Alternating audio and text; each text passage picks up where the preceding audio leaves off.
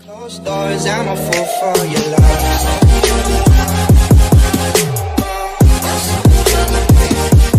Ipinakilala na si Atasha Mulach, anak ni Aga Mulach at Charlene Gonzalez, bilang pinakabagong host ng tanghalian na programa na E.T.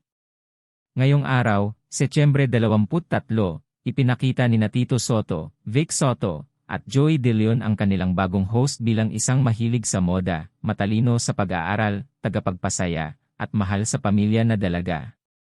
Isang mainit na sayaw naman ang ginawa ni Atasha para sa mga Dabarkads sa kanyang unang araw bilang bahagi ng EAT.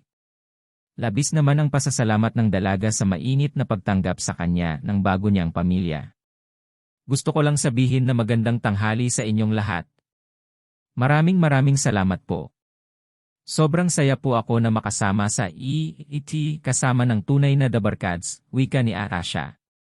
Idinagdag pa niya, maraming salamat po sa mainit na pagtanggap at ako po ay masayang-masaya na maging parte ng isang maganda, mabait na pamilya.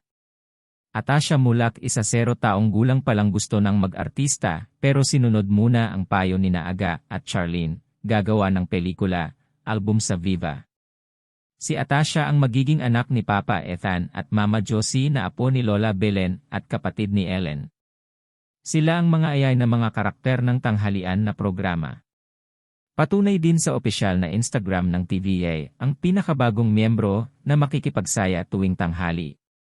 Makilala ang aming bagong Dabarkads, Atasha Mulach, ani nito sa caption. Bago pa maging parte ng ET ay marami na ang humanga sa dalaga dahil sa taglay nitong ganda at talino. Sa katotohanan, noong nakaraang Hulyo ay nagtapos ito nang may mataas na marka sa Nottingham Trent University sa kursong Business Management. Thanks for watching. Don't forget to subscribe, like, share and ring the notification bell. Thanks again.